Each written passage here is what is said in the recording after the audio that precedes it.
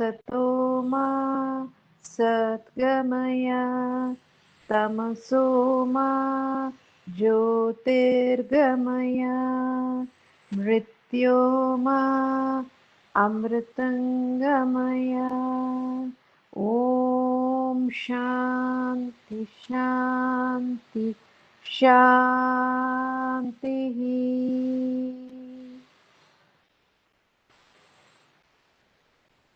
Thank you. Thank you. Welcome. Kindly mute yourself. We will start. We are in the 10th discourse, the 10th chapter of the Bhagavad Gita. Last time we have done verses 19 and 20. Now from 21 onwards, almost up to 38, I think. Yeah, almost up to 38. He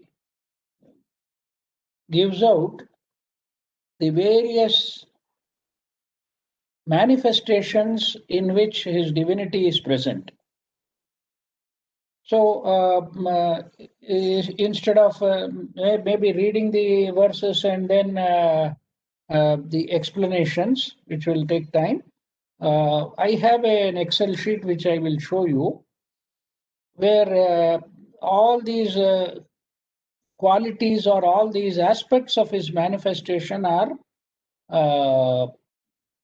enumerated. This is a long list of enumeration where he says that he is present in this, and among these things I am so and so. For example, he says Adityanam aham Vishnu, Jyotisham Raviram Shuman, Marichir Marutam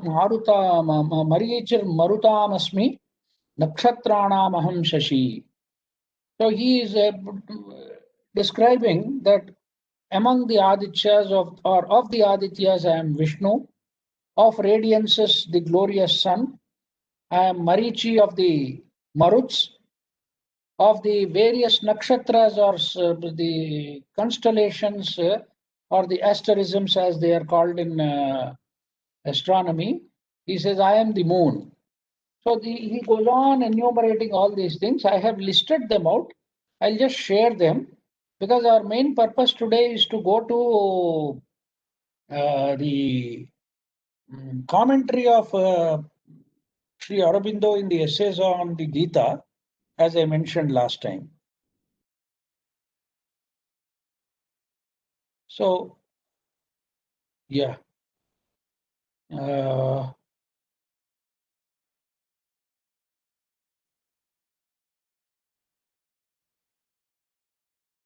I am now, is the Excel sheet clear? It is. Have you maximized it, Krishnaphani? It's very clear. I have to, yeah, I can increase it. Okay. Otherwise, we can see it. Yeah. Yeah, So, that's fine. Yeah. So I'll just read out this list fast and you can make out about his manifestation aspects. He says, I am the self seated in the heart of all creatures. I am the beginning, the middle, and the very end of beings, which we have seen in the verse number 20. Of the 12 Adityas, I am Vishnu. Of the Vedas, I am Samaveda. Of the gods, I am Indra. Of the senses, I am the mind. Of the beings, I am consciousness. Of the 11 Rudras, I am Shankara. Of Yakshas and Rakshasas, I am Kubera. Of the 8 Vasus, I am the fire. Among the mountains, I am Meru. Of the Purodhasas, that is the household priest, I am Bruhaspati. Among the warlords, I am Skanda, that is the Kartikeya, or Murugan as they call it. Among the warlords, I am Skanda. Among the lakes, I am the ocean. Among the great sages, I am Bhrugu. Of utterances, I am the monosyllable Om. Among the sacrifices, I am the Japa. He says, among all the yajnas, I am the Japa Yajna. Among the immovable objects, I am the Himalaya. Among the trees, I am the holy fig, that is the Ashwatha. Among the divine sages, I am Narada. Among the Gandharvas, the divine minstrels, who are known for their, they are singing bards and minstrels. He says, among the Gandharvas, I am Chitraratha. Among the perfected sages, I am the Muni Kapila. Among horses, I am Uchchaishravas, born of nectar. Uchchaishravas is the divine horse of Indra. Among the lordly elephants, I am Airavata. Airavata is also the elephant of Indra, which is there in the heaven, the Swarga, the world which Indra rules over. Among men, I am their ruler king. Among weapons, I am the thunderbolt. Among cows, I am the Kamadhenu. Kamadhenu is the wish-granting cow. Among the progenitors, I am Kandarpa. Progenitors these are what are called as Prajapatis. Among them, I am Kandarpa. Kandarpa is Manmatha, who is also called as the Lord of Love, variously equated with Eros and Cupid and so on. Among serpents, I am Vasuki. Among the Naga snakes, I am Ananta. There's a difference between serpents and Nagas. Nagas, actually, I think it's more of a tribe, a snake worshipping tribe. And they also, assume the forms of serpents is what they say. So there's a difference between Sarpa and Naga. Of the creatures of water, I am Varuna. Among the mains, that is the Pitrus, I am the Aryama. I am Aryama. Among those who maintain law and order, I am Yama. Yama is considered to be the Lord of justice and equilibrium. So he is the one who brings about equilibrium, and he is the one who maintains law and order, and that therefore Yama is also referred to as Dharmaraja. He is the king of Dharma. It is his Dharma refers to law and order and so many other factors also. Of the Titans, I am Prahlada. Daityas or Rakshasas are called Titans, and among them I am Prahlada, the son of Hiranyakashipu. Among the reckoners of time, I am time itself, he says. That is the record keepers. There is reference to the divine lipikas and timekeepers who keep the time, and also an account of karma and all that.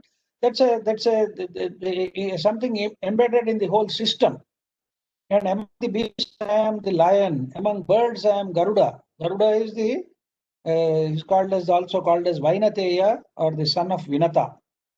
Among the purifiers, I am the wind. See, air is considered to be a purifier. Maruts and air especially is considered as a purifier. Among the weapon bearers, I am Rama. Of the fishes, I am the alligator. Among the rivers, I am Jahnavi. Jahnavi is another name for Ganga, because it has come through the years of the Maharshi called as Jahnu, and therefore the Ganga is referred to as Jahnavi. Of creation, I am the beginning, the end, and the middle. Among the sciences, I am the science of self. This is a very important thing where he mentions that Vidyanam Aham Adhyatma Vidya. Adhyatma Vidya refers to the self of the self, science of the self, or the spiritual science. Of those who debate, I am the dialectic. Of the letters, I am the first letter, the Akara. Among the compounds in grammar, there are several different compounds, and he says, I am the Dvandva, or the dual. So there could be an esoteric meaning in this also, because dual refers to the division, first division in manifestation. I alone am time inexorable. He refers to the Lord Shiva. I am the creator and dispenser whose face is turned on all sides, Vishwatomukha. I am death, the all-devouring. I am the origin of things that are yet to be, that I am the source of everything. And very interestingly, I have marked this in red, and this number 51 is very important. He says, of the feminine beings, I am several factors, and those factors are given here. He says, among the feminine, the aspect of mind, it is fame, prosperity, speech, memory, intelligence, endurance, firmness and patience and all that. See, very interestingly in Sanskrit language, the all these great virtues or qualities, they are all in the feminine gender. And that's a very interesting thing. He says, Kirtihi, Shrihi, Vak, Smrutihi, Medha, Dhrutihi, Kshama. He has enumerated that Narinam, among the feminine aspect of mine, I am Kirtihi, fame. Shrihi is prosperity. Vak is speech. Smruti is memory. Medha refers to intelligence or buddhi. One of the synonyms for buddhi is medha. Dhruti is endurance. And finally, kshama. This is patience. So very interesting aspect of it. You see, all the great virtues are feminine. So the masculine virtues are not many, and it is only the feminine virtues. Now I think you understand why men would like to have all these feminine aspects, and therefore they go after females. And these are all the qualities he narrates here. Of the hymns, I am the Bruhat Saman. Bruhat Sama, he says, I am the Bruhat Sama of the Samnam. Gayatri Chandasamaham. Among the Vedic meters, I am Gayatri. Gayatri is not only a mantra, but Gayatri is also a meter. It's a Vedic meter. The Gayatri mantra is actually written in that meter, and therefore it is known as Gayatri also. So among the mantras, Vedic mantras or the Vedic meters, he says, I am the Gayatri. And among the months, I am Margashirsha. Masanam Margashirshoham, he says. Margashirsha, this is the current month is what we call as Kartika. The next month is Margashirsha. Margashirsha is actually the setting in of winter in one way. Though it is considered to be of the Rutu is normally considered to be Hemanta, but Margashirsha is for us the month when the cold season starts. And among the seasons, I am the spring, the abode of flowers. He says, Rutunam Kusumakaraha. And very interestingly, he says, of the deceitful, I am the gambling. Of the splendid, the vigorous, I am the splendor itself, the vigor. I am victory. I am the effort of the enterprising.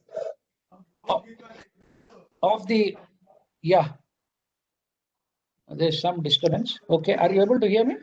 I am the effort of the enterprising of the virtuous, that is the good. I am virtue, the goodness. Among the members of the Vrishni clan, I am Vasudeva. He himself proclaims in this particular case that Vrishninam Vasudevosmi, Pandavanam Dhananjaya. He mentions both these things. I am in you and I am in myself also.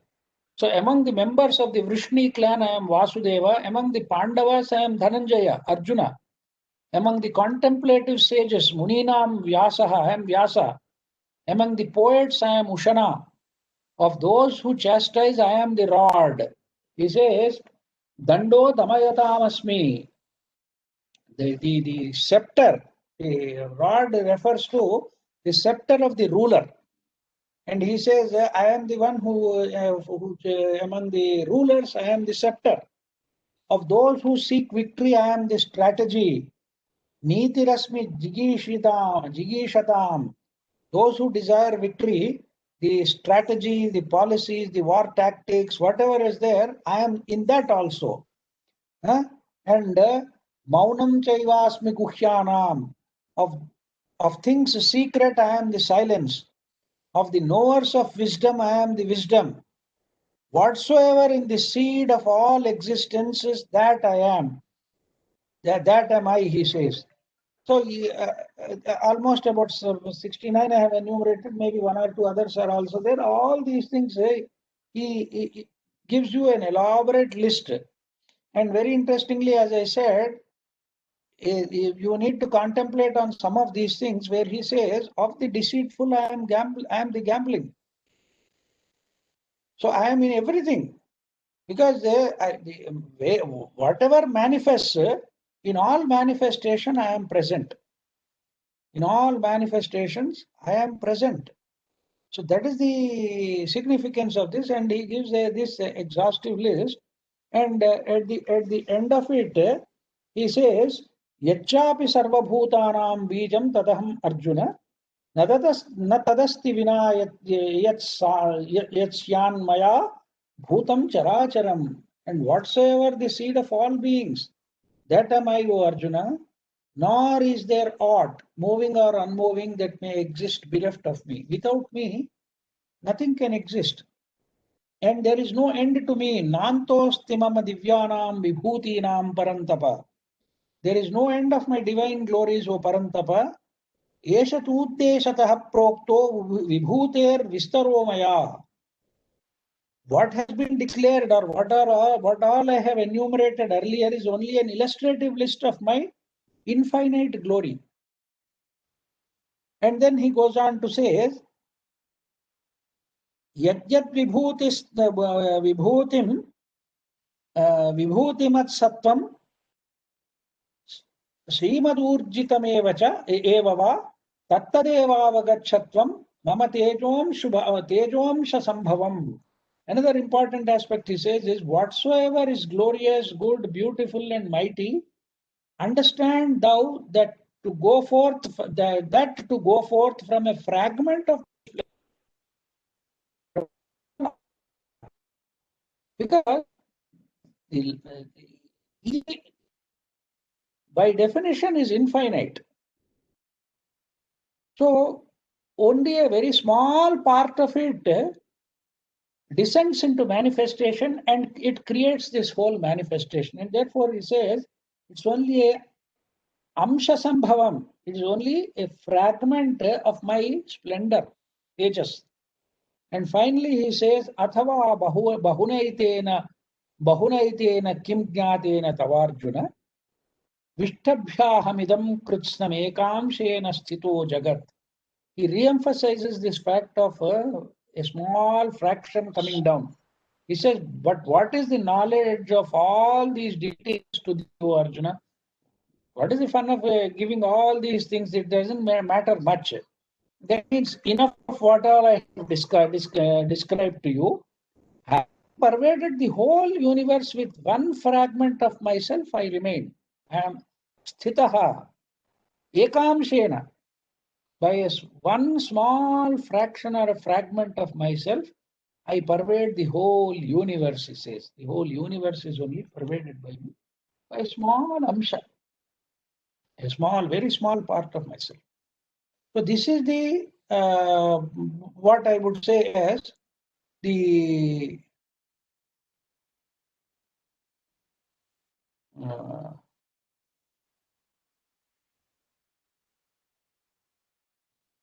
I have one clarification. Yes, sir. No, first of all, I thank you for an excellent way you have presented and the MS Excel. I didn't think of it. It gives a very good overview. My clarification is, he says, among sacrifices, I am japa. Yes. What's the meaning of that? No, see, various yajnas are there. By the time the Upanishads have come into being, the importance for elaborate yajnas being performed has already been sacrificed, has been set aside. Because the Veda is divided into two parts, the Karma Kanda and the Jnana Kanda. The Karma Kanda is concerned with elaborate rituals and yajnas for very specific purposes. Like you have a Soma yajna or a what do you call as Ashwamedha yajna or any kind of yajna that is performed, it is only for the limited purpose of fulfillment of a desire. That's all. And the Bhagavad Gita itself mentions that once you perform any yajna and you get the merit of that yajna, you enjoy the merit of it, and at the end of that, you come back again to where you started. So the importance to these yajnas has substantially diminished from the point of view of the Upanishads and the Vedanta part of it. So the other yajnas, Jnana yajna is itself a yajna. Therefore, for studying Bhagavad Gita or the Upanishads itself is called as a Jnana yajna. Now, among that, in order to be firmly established, even from a mundane point of view, and recognizing the presence of divinity in everything,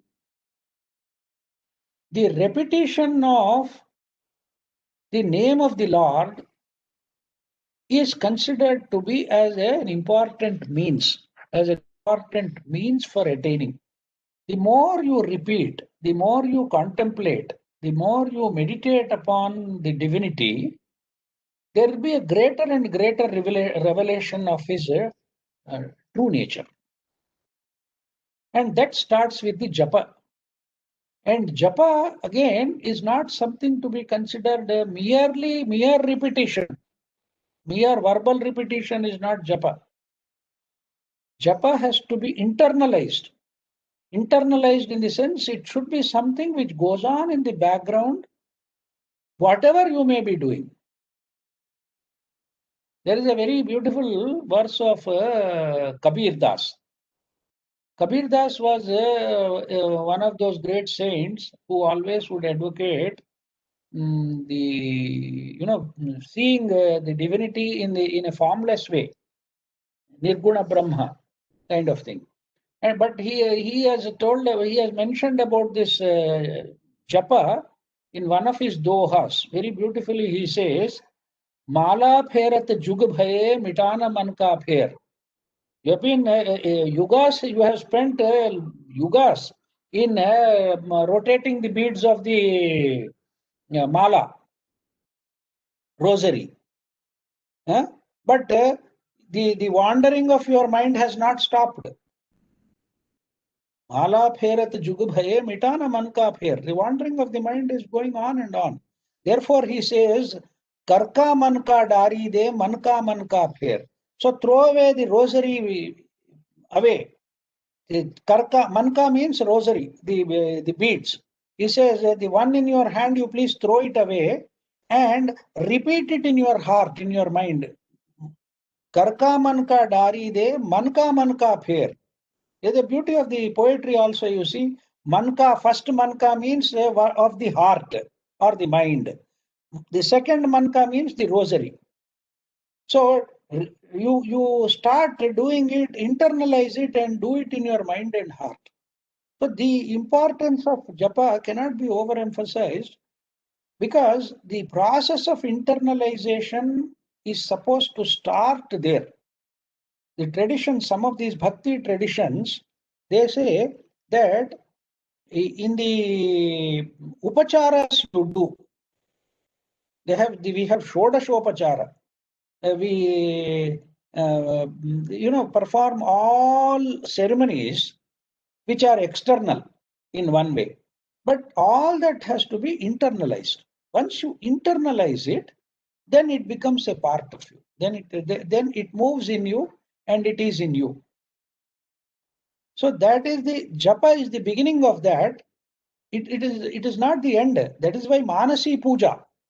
See, there is another statement which says Bahya Puja, external puja is of the lowest kind. And the highest kind is the Manasi Puja, doing it internally in your mind and heart. So your being is filled with that divinity, which is transformative in nature, which we see, which brings out, which fills you with goodness, and the pressure of that goodness is such that all unnecessary things, all evil and all vices, they simply leave you and go. Because we can't pick up each vice and work on it and then throw it. The more you contemplate on a vice, the more you dwell on a particular weakness or vice, it becomes stronger. So the counteracting thing is to fill yourself with the divinity through his name, through the contemplation of his name, through the contemplation of the various aspects of his manifestation. So japa is the beginning of that. Japa yoga is there actually. Like several yogas, there's a yoga called japa yoga also. So that is the importance of it, and therefore he says among sacrifices, I am the japa. Okay, sir? Krishnaphani ji, Thank you very much. ask you a question. Can I ask you a question on that japa? Yesterday in our Sanskrit class, we talked about sounds in the universe, and Yes. this om and all these sounds, and that Yes. Sanskrit is the language that when you actually pronounce it correctly, then you are Yes. matching your vibration exactly with those sounds. And when you do Correct. that, don't you actually get into that the actual connect and that whole that meditative thing? Yes, that Japa also. here Yeah. actually meant to even You are yeah, right. isn't it? Yes, you are right. But there also, if you remember, the four stages of vak, 4 levels of vak are there. The mere verbal repetition is Vaikhari. Vaikhari has to become Madhyama, Madhyama has to become Pashyanti, Pashyanti has to become Para. So you have to internalize it completely. So it does not stop at mere repetition. It should not stop at mere repetition. That should be the beginning, and you match your frequency to that. And therefore, whether it is the japa of an omkara or a sacred name, which is a mantra, that mantra externally it helps you to a certain extent, but later on you have to internalize it completely.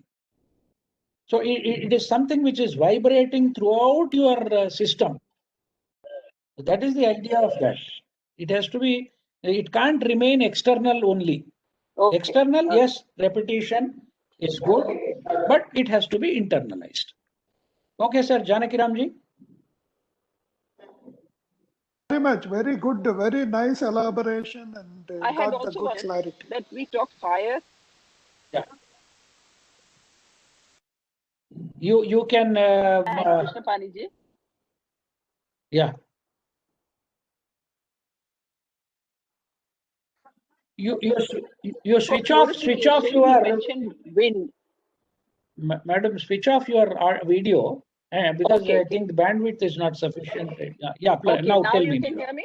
Yeah. Okay. Yeah, yes. So the other thing was that he talked about for purification, he talked about the wind, right? Yes. So now question for you is that don't we usually talk about fire being the main element for purification? No, fire is a purifier. Yes, you are right. But here, air is the carrier of fragrance. Okay. Fragrance, carrying the fragrance is also a purifying effect. Number one. Right. That is one thing. You see, fire, how does it purify? By burning away all the inessentials. Right. Okay. So that is what is called as tapas. Yes. That is tapas aspect of it. Whereas here, the wind is a general purifier of all atmosphere. Okay. And we are able to feel that during this COVID now. No, I can. Lot of pollution is gone, and then the air is purifying. There is another dimension to it. In manifestation, the first element is akasha. of the five Panchamahabhutas in their subtler form, it is Akasha which manifests first. From Akasha comes Vayu.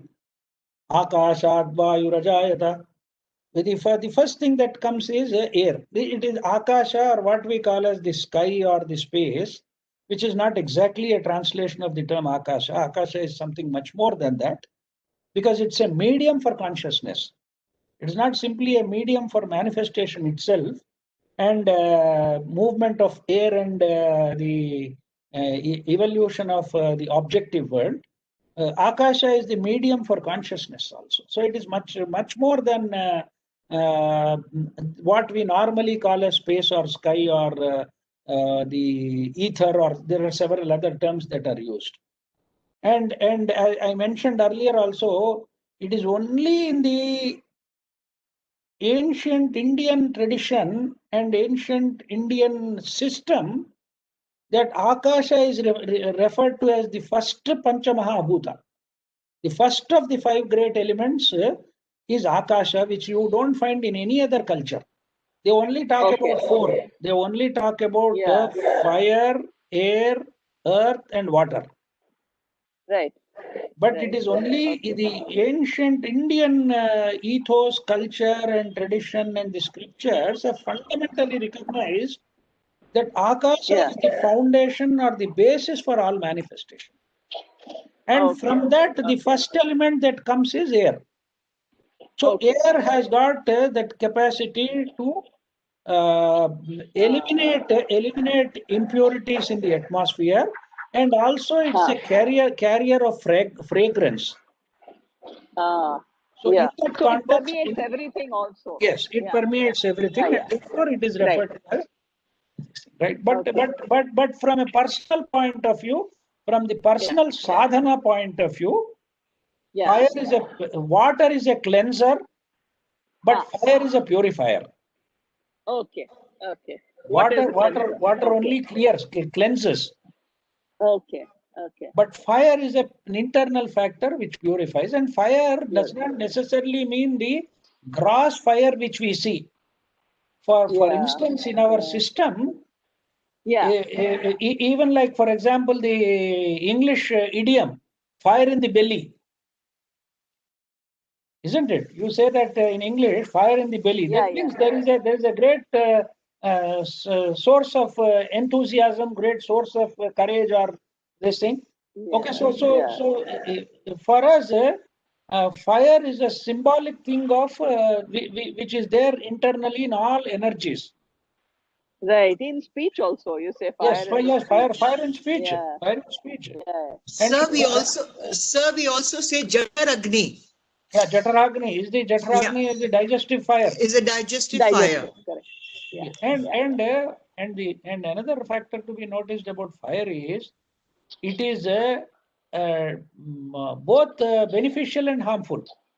If you do not use it properly and do not control it properly, it will be very harmful.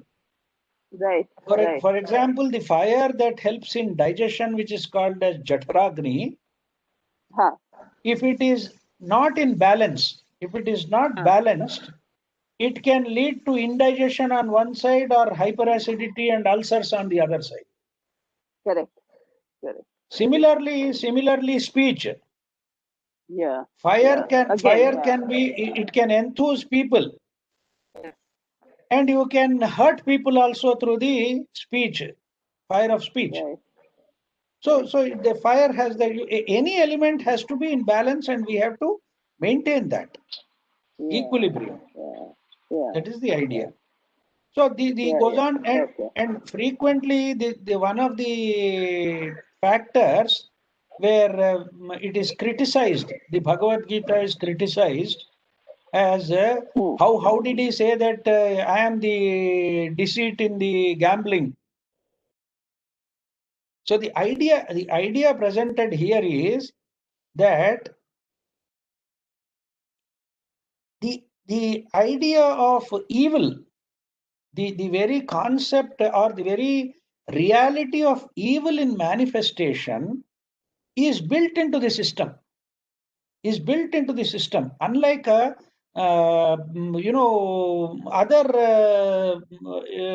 religious explanations that are given, Vedanta very beautifully creates a system where evil is inbuilt into it because of ignorance and limitation. And mind you, one important aspect of it is that the ignorance and the negativity that pervades life has a close link with karma.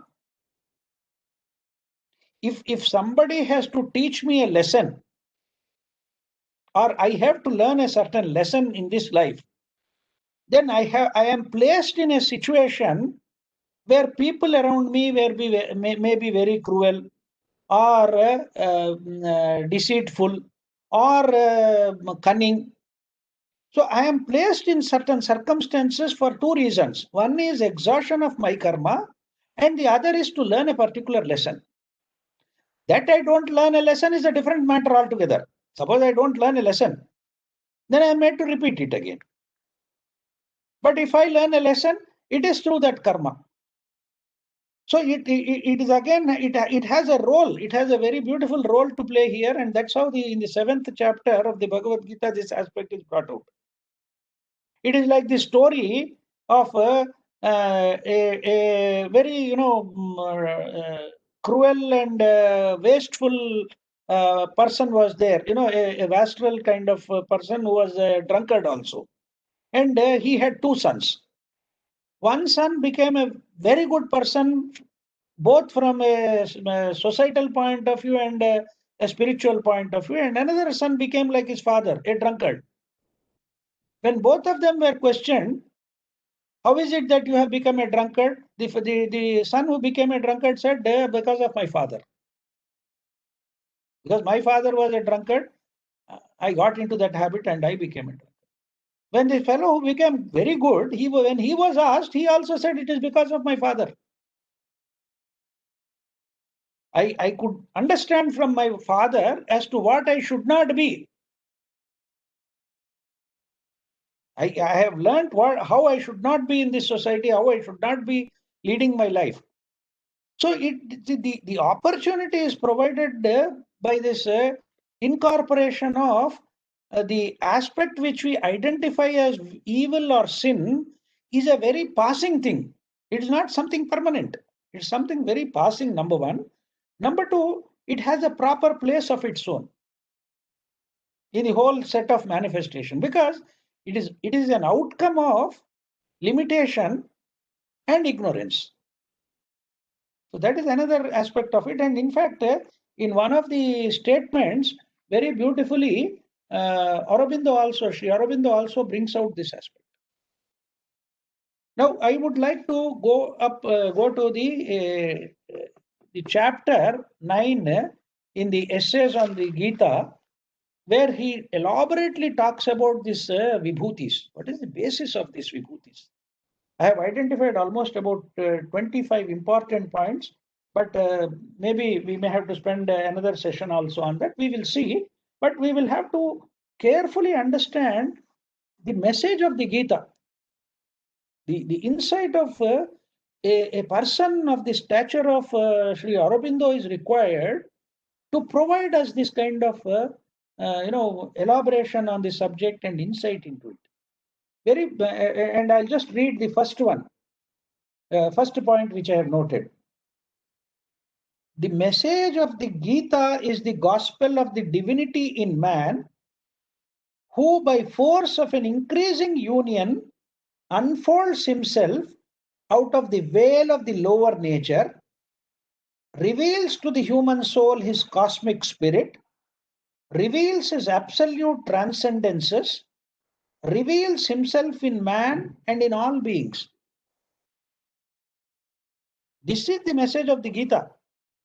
The Gita very specifically brings out this aspect of the presence of this divinity in everything in manifestation.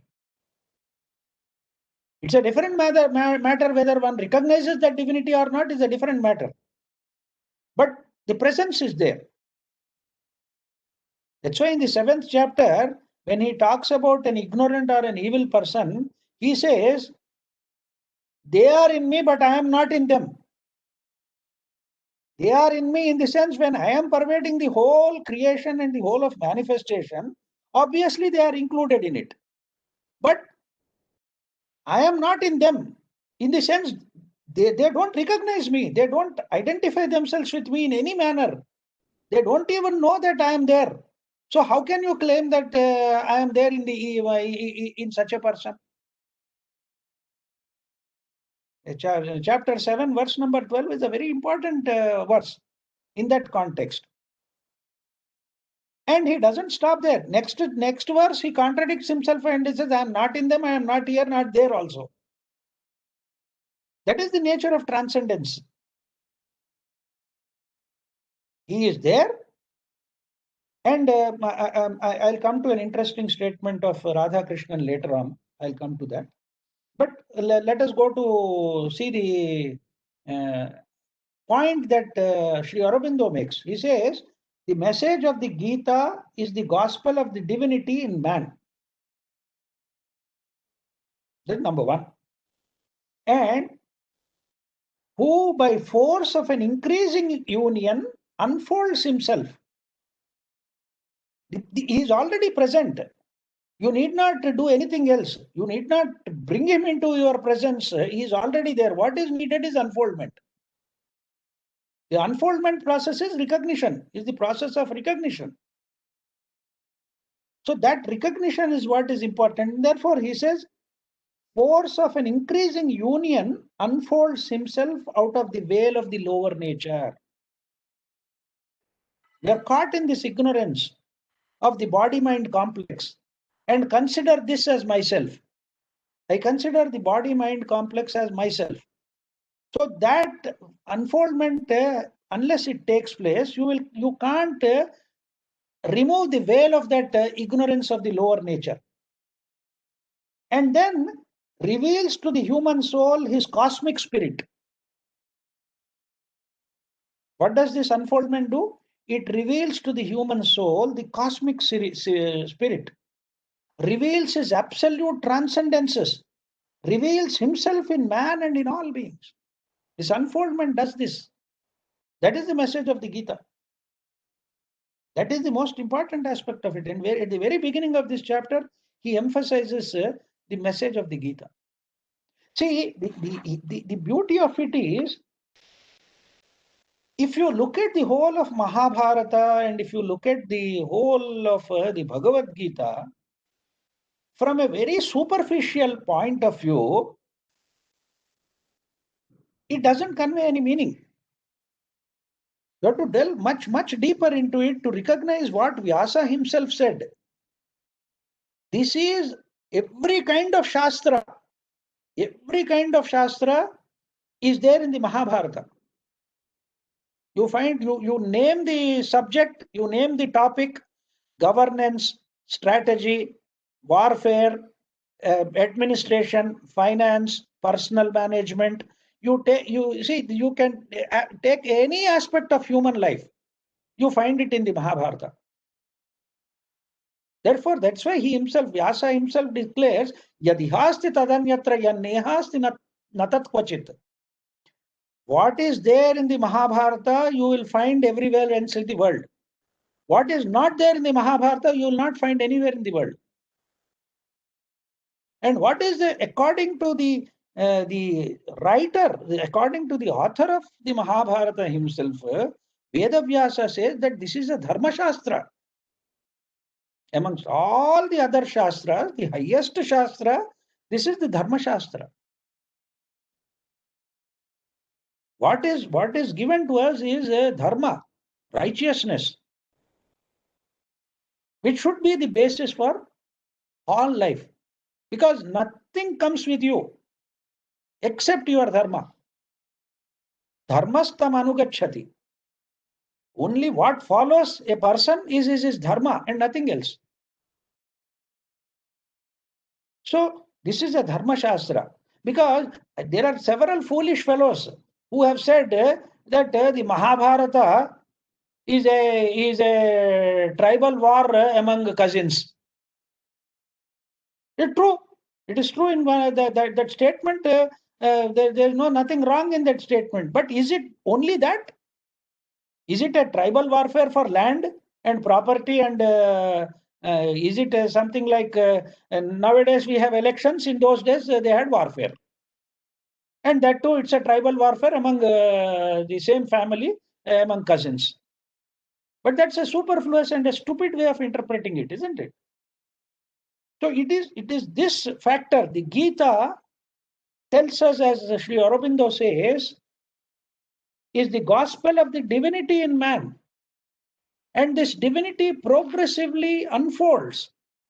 And the veil of ignorance of one's own lower nature, one's own idea or concept or belief or thinking the reality to be restricted to only the body and mind.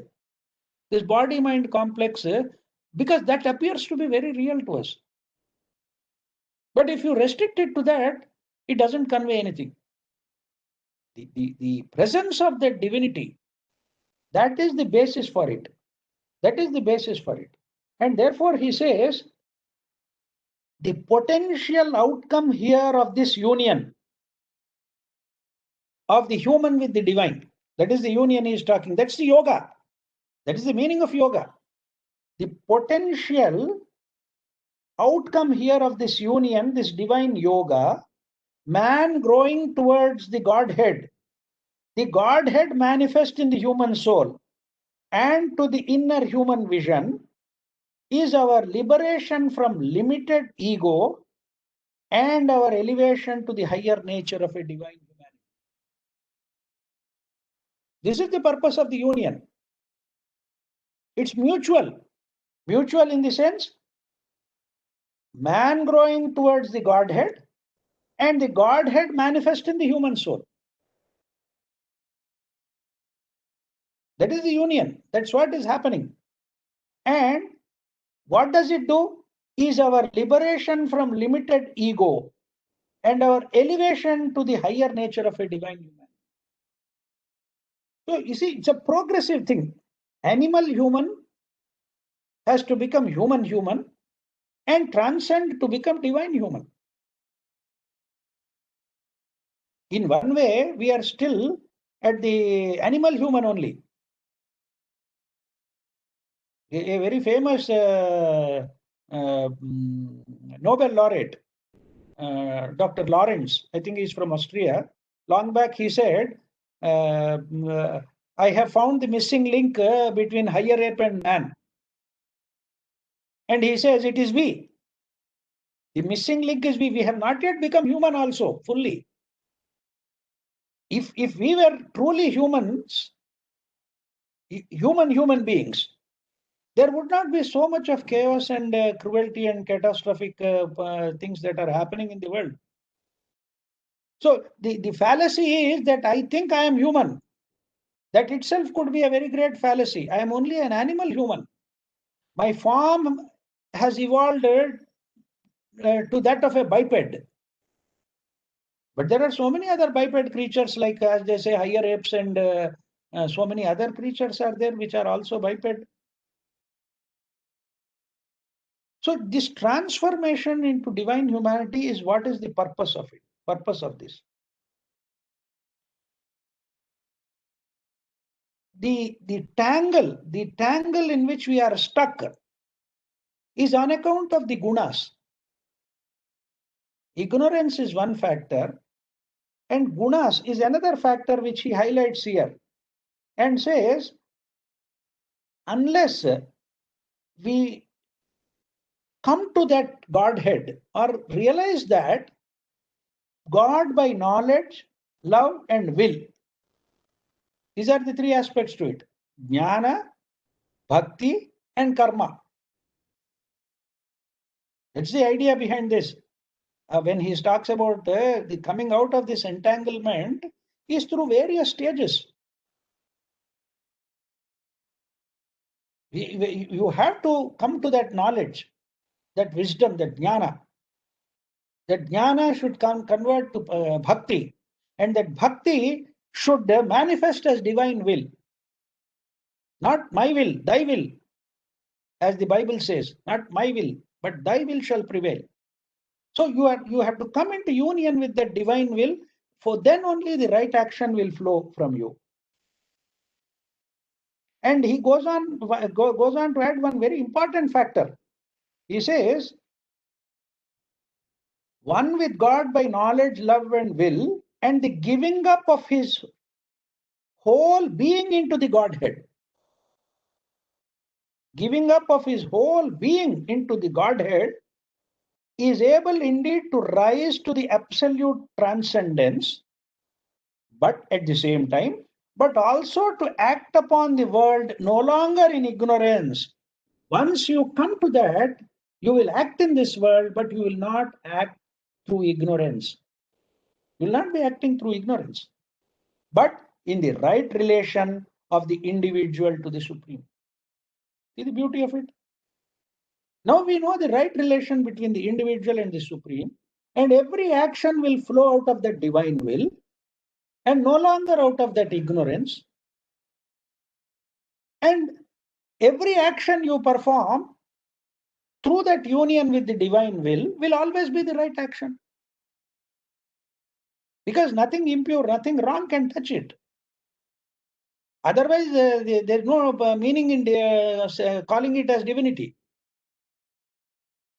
That is the beauty of it.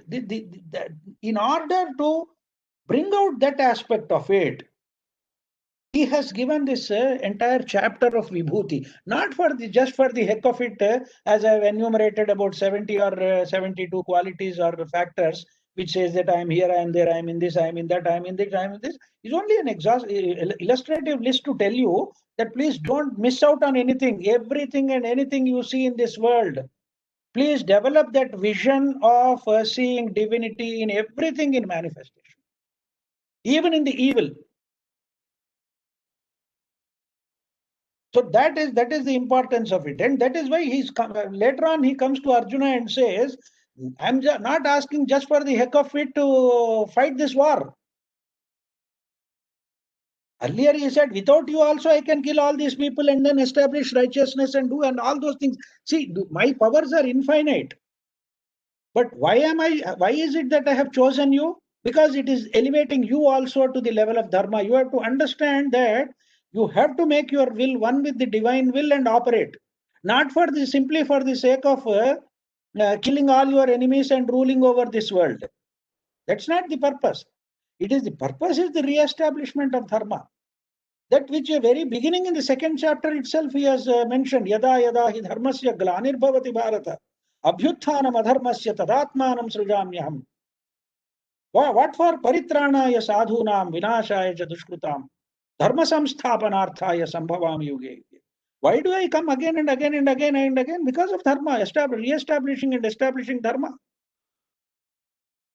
So Arjuna is also of no consequence. Nobody is of any consequence except dharma and its re-establishment. Whenever there is a disturbance in this equilibrium, in some form or the other, it will manifest. Every time it's not necessary to come as Sri Krishna only. You and I could be the agents of that Sri Krishna or that divinity for re-establishment of dharma. Why should we always search for somebody outside to establish dharma? Are we establishing dharma in our own home? Are we establishing dharma in ourselves? Are we establishing dharma in the actions which we do, in our societal actions? So, see, expecting somebody from outside to do this is also a great fallacy. It is one has to rise to that. And only when one rises to that divinity and comes to that union with that divinity, then only he'll know the right action. That is the purpose of it. That is the purpose of doing all these things. Because any action done out of limitation, out of ignorance, cannot be the right action. So therefore he goes on to say, but also to act upon the world, no longer in ignorance, but in the right relation of the individual to the Supreme. This is the important factor. And he goes on to say The mystery of the world existence is in part revealed by the Gita. Amsha, only a very small part of it.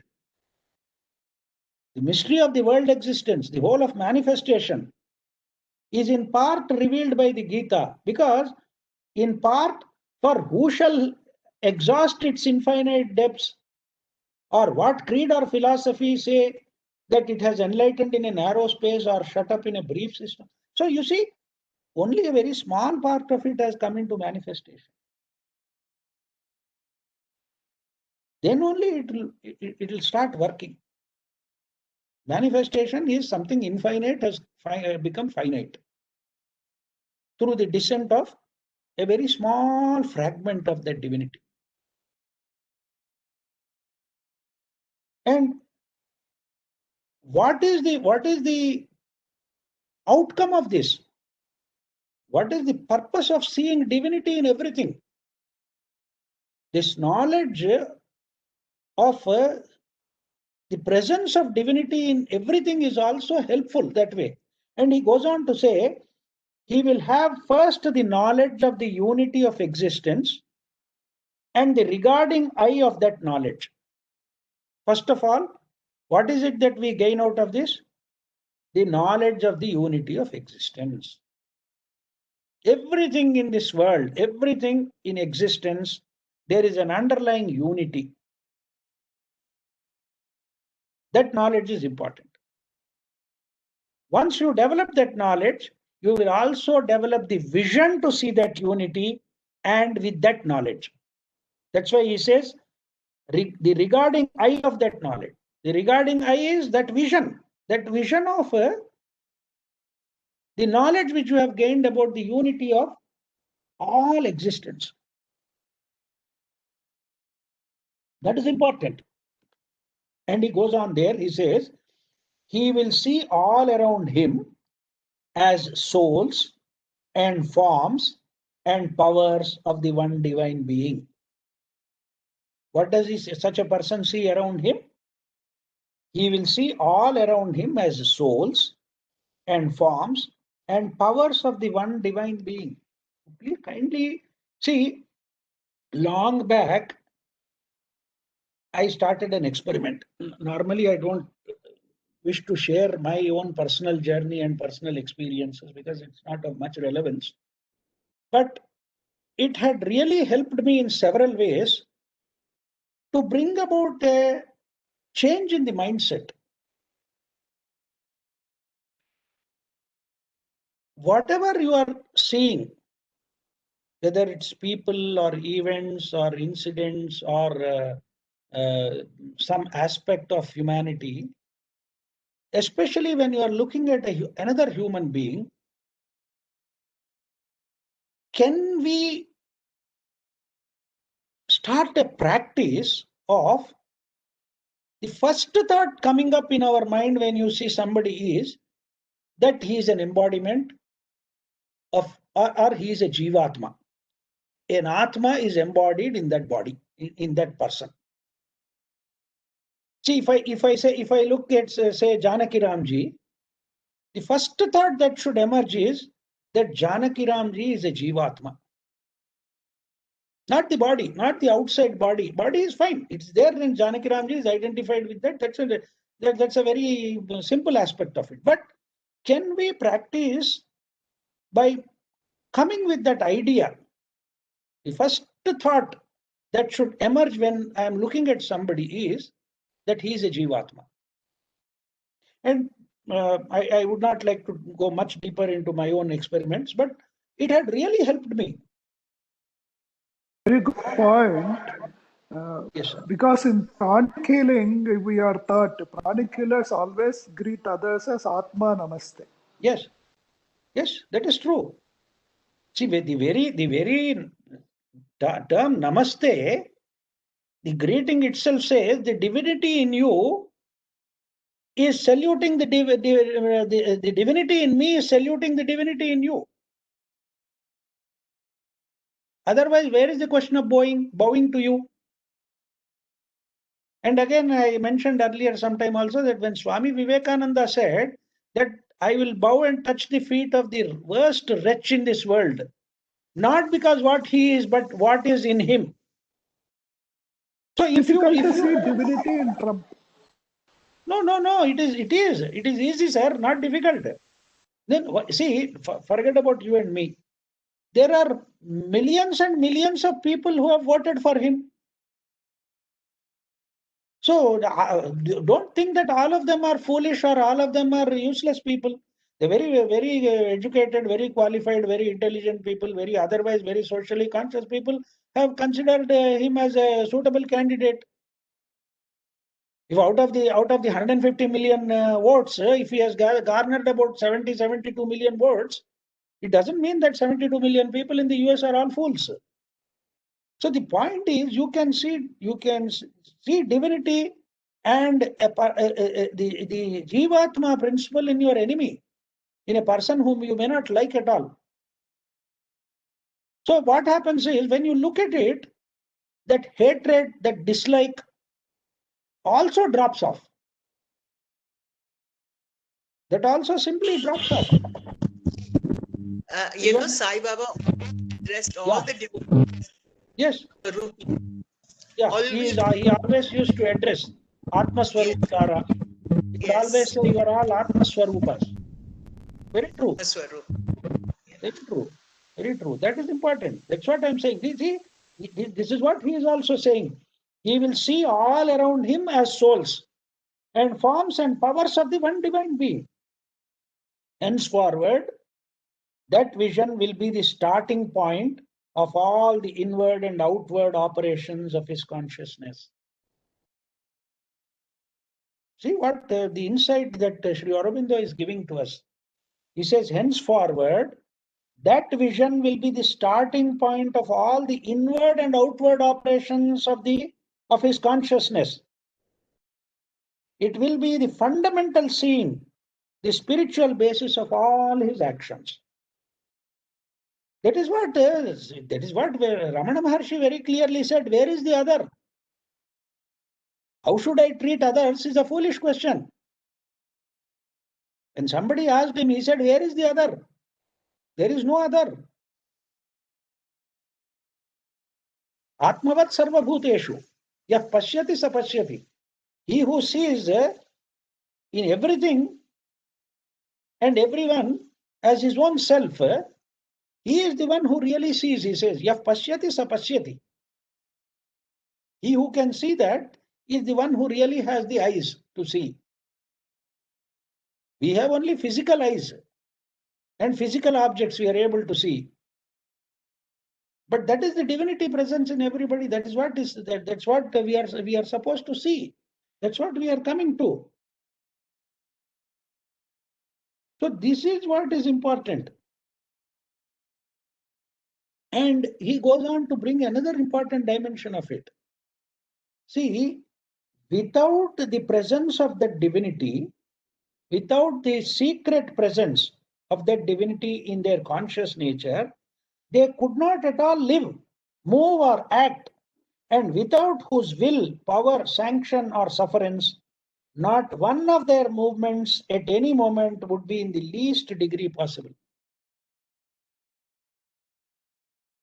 So everything is imbued with that spirit, is imbued with that spirit of that divinity. That's the very first mantra of the very first Upanishad.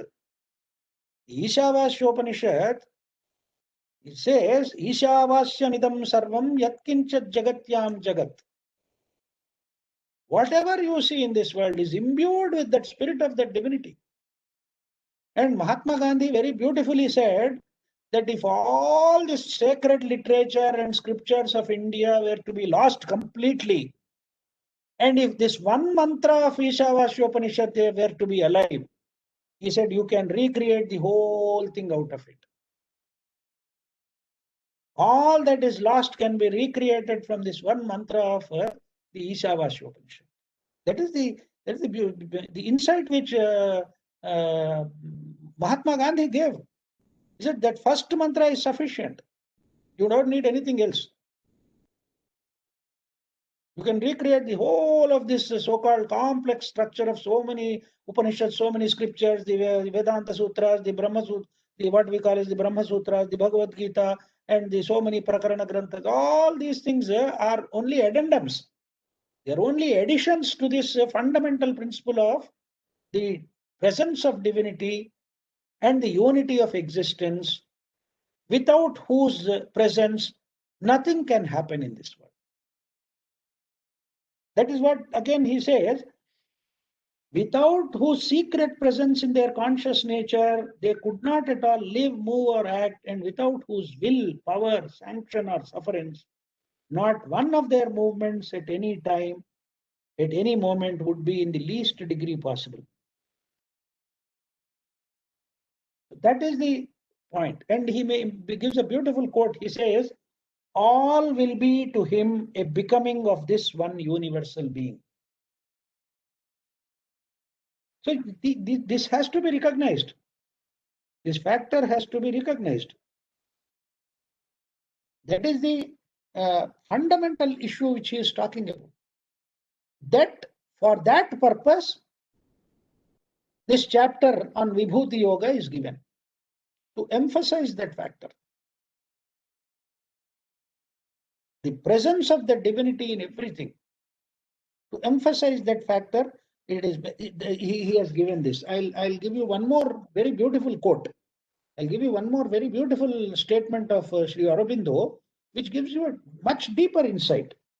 He says, the spiritual seeing of God and world is not ideative only, not even mainly or primarily ideative. It is not a concept. It is not an idea. It is not simply a kind of a proposition or thought being presented.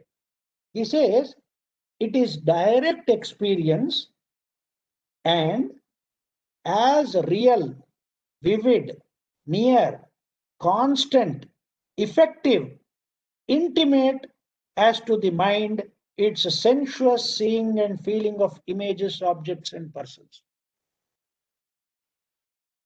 The persons, objects, or images which we see through our senses and our mind, which appear to be so real,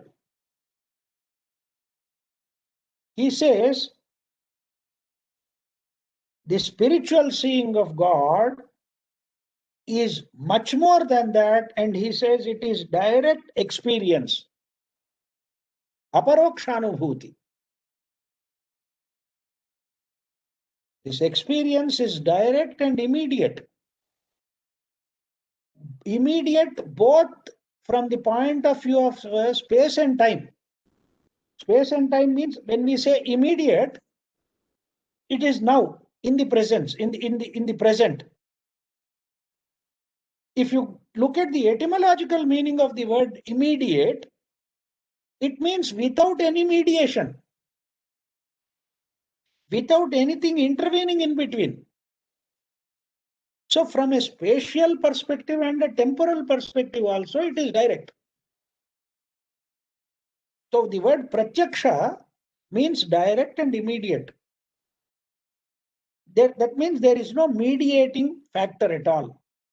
Nothing to mediate between you and God and that divinity.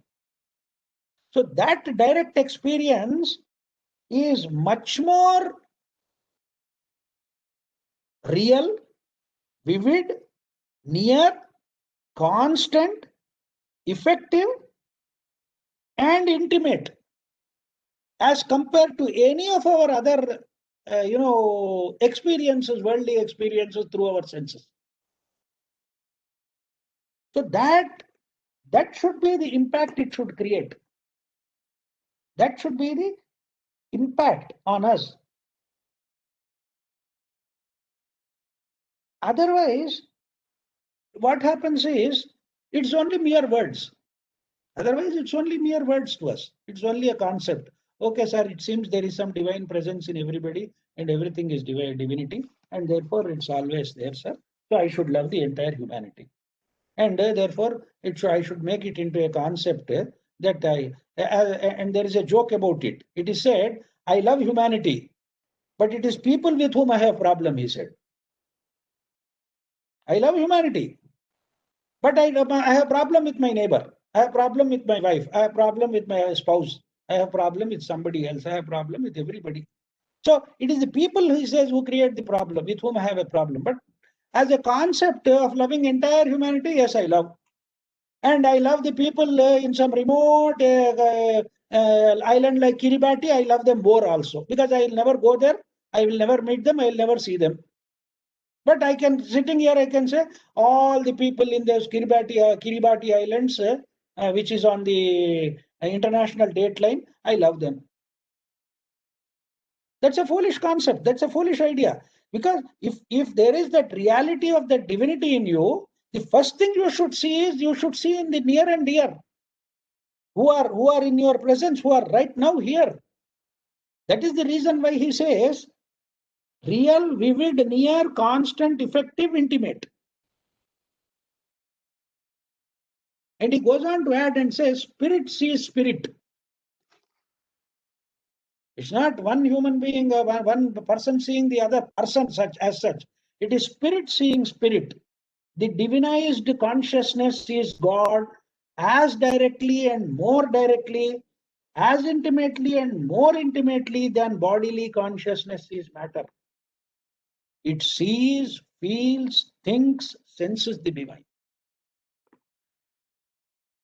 The study of Bhagavad Gita and the divine manifestations, unless it is transformative and brings us to that stage, it will be only a mere study. It will be only verbal or intellectual, and at most entertaining. Yeah, some new idea has been presented in the Bhagavad Gita, sir. Today I came to know about it. Yeah, well, fantastic idea. That kind of response is a very superfluous and very foolish way of responding to things. That is the whole purpose of it. The purpose of the study should be transformative. There should be a radical transformation in our consciousness, in the way we look at things, we think about it, the way we think, articulate, the way we talk, the way we behave, everything, it has to be reflected there. In everything that it has to be reflected. So it cannot be merely taken as, okay, sir, he has given so many factors and said that the divine presence is there in all these things. And he himself, because he knew human nature, he himself said, don't take this as an exhaustive list. There is only an illustrative list, because nothing can be outside me. Sri Krishna says, nothing can be outside me. And therefore this whole manifestation is my divine presence. The divine presence is there in the whole of manifestation. We have several other points. I think it's already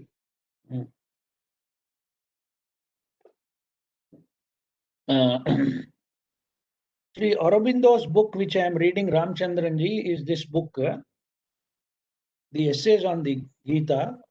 Very wonderful book. This is chapter number 9, called The Theory of the Vibhuti. The Theory of the Vibhuti. And it's about 12 or 14 pages are there. From page number 366 to about 378 or something is this chapter. Yeah, 376. There are about 11 pages is there.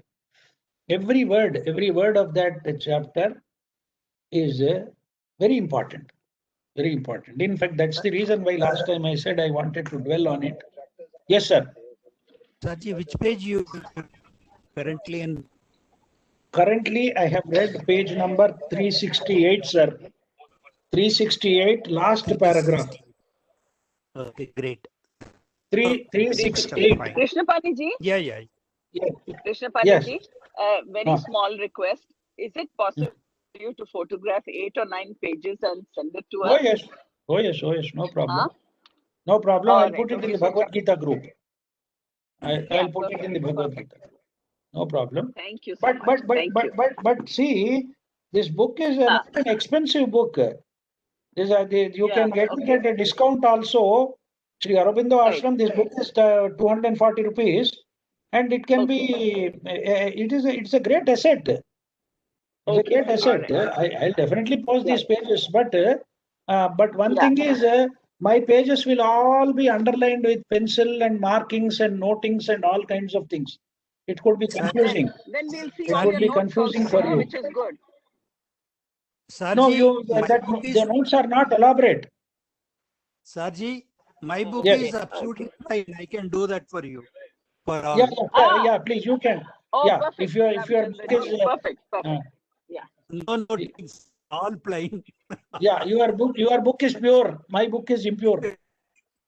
Perfect. Ramchandranji, we are looking forward.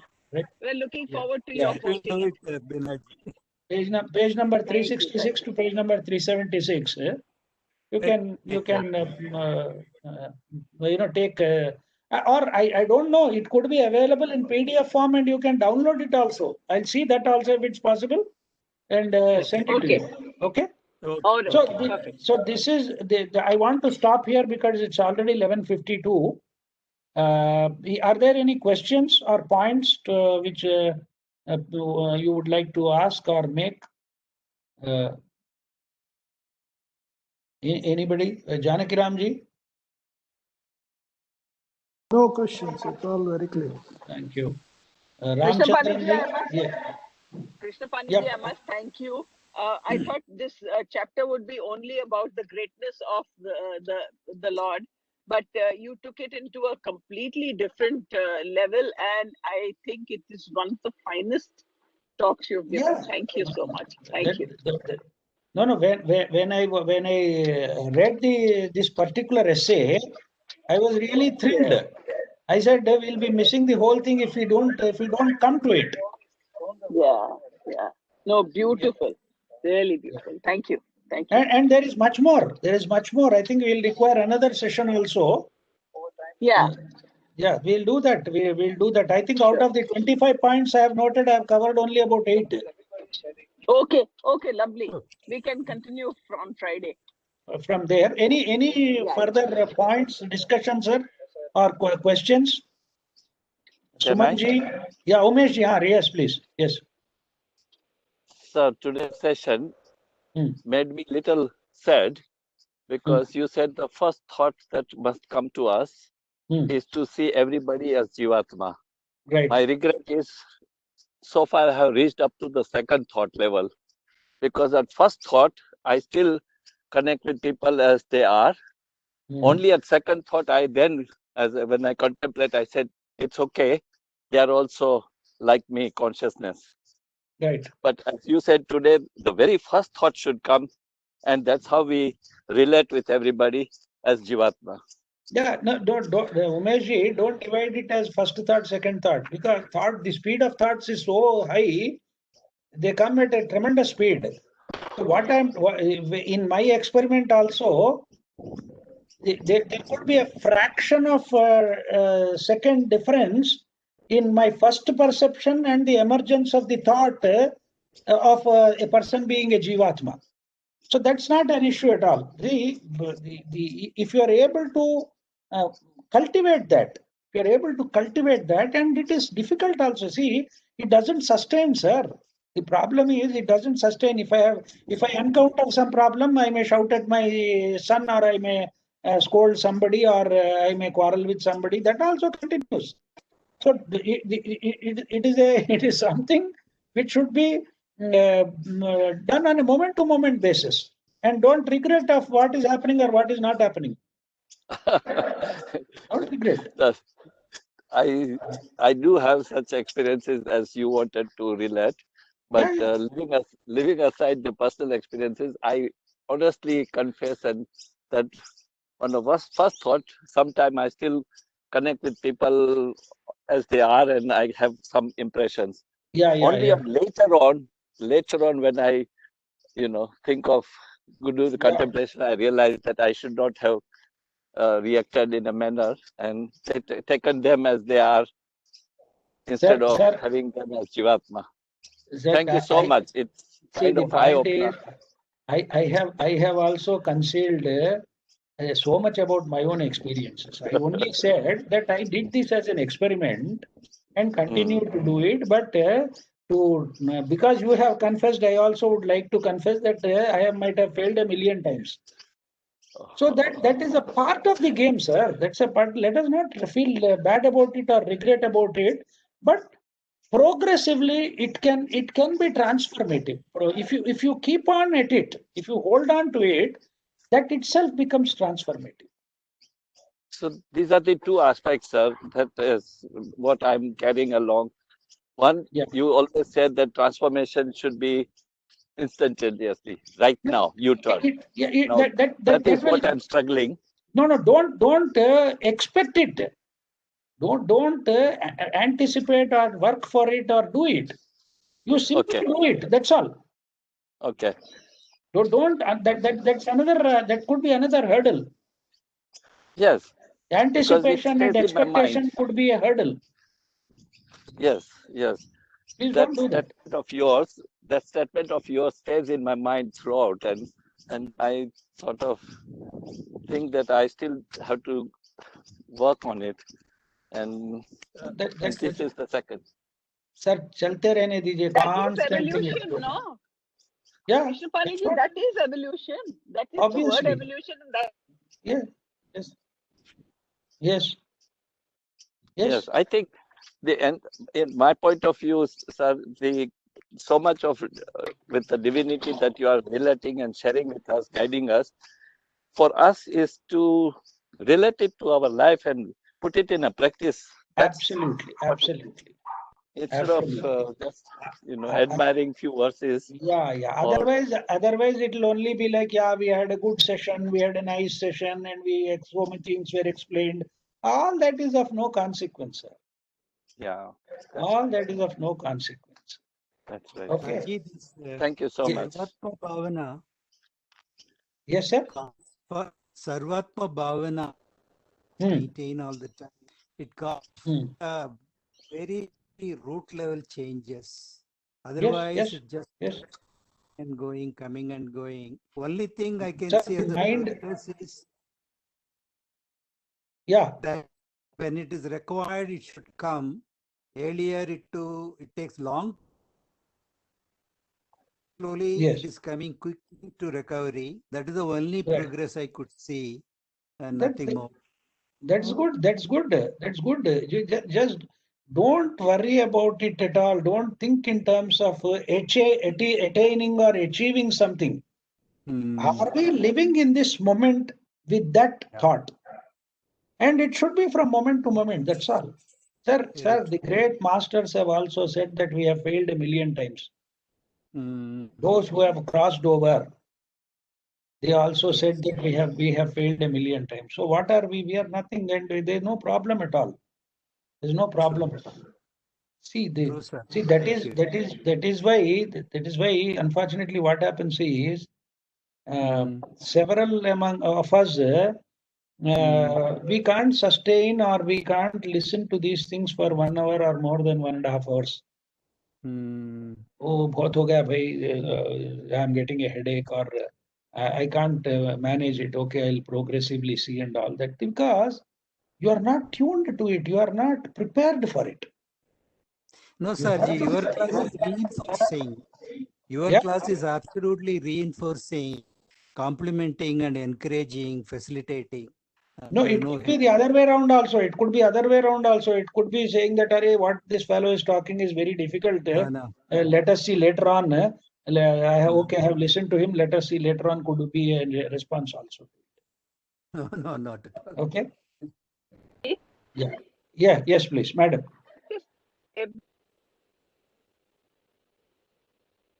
Your voice is breaking. Can you put it in chat? It's breaking. The situation is perfect for evolution. Okay, I will. Can you hear me now? Yeah, I could hear. I am able to hear you. Can you repeat what you said? Can you repeat, Bina ji? No, I think there is breaking. It's breaking. Yeah. Okay. If you can put in chat, we can see that. Anybody else? Any other point? Sumanji, Premaji, Manjulaji. Anybody else has a It's point? going on very good, sir. We are enjoying. Thank you. Thank you. Let it be transformative also for us. That's the only thing. Yes, sir. Yes. Yes, sir. And I don't know if Binaji is posting something in the chat. I don't see anything right now. So if there is nothing, we can, I think, wind up for the day.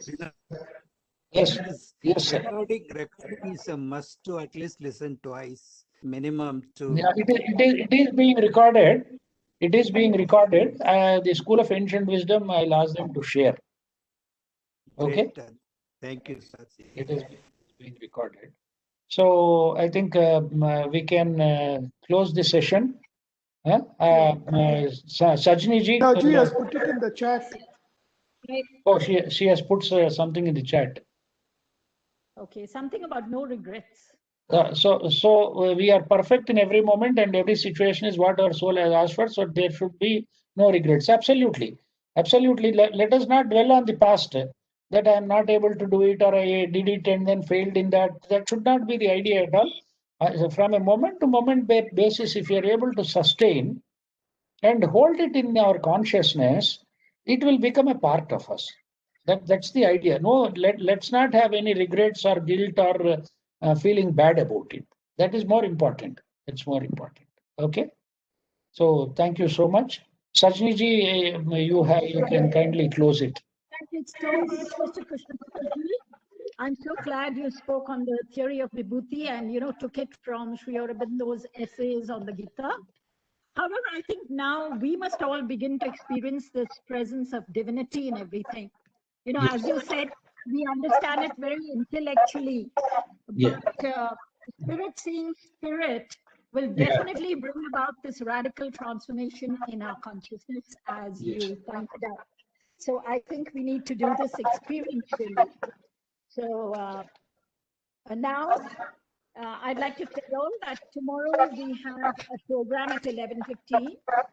And then again on Sunday, we have Atma Bodha by Mr. Krishnaphani. And on Thursday, next Thursday, we have something called full meditation. So kindly join all these, and they will be posted on our WhatsApp group. Now let us finish with the Loka Samastha. Sunday program on Atma Bodha will be at 10. There's a lot of noise. Sunday Atma Bodha. Yes. Sunday Atma Bodha program will be at 10 o'clock. Yes, at 10 o'clock we have the Atma Bodha. Please join in for all these. We are also fortunate that we're getting such good speakers. And I think we need to make the most of this, especially during the COVID time. So now let us send out a lot of love, a lot of peace to everyone all over the globe. We have spoken about the presence of divinity in everyone. Let us be one and send this out. Loka samasta sukhino bhavantu. Loka samasta sukhino bhavantu. Loka samasta sukhino bhavantu.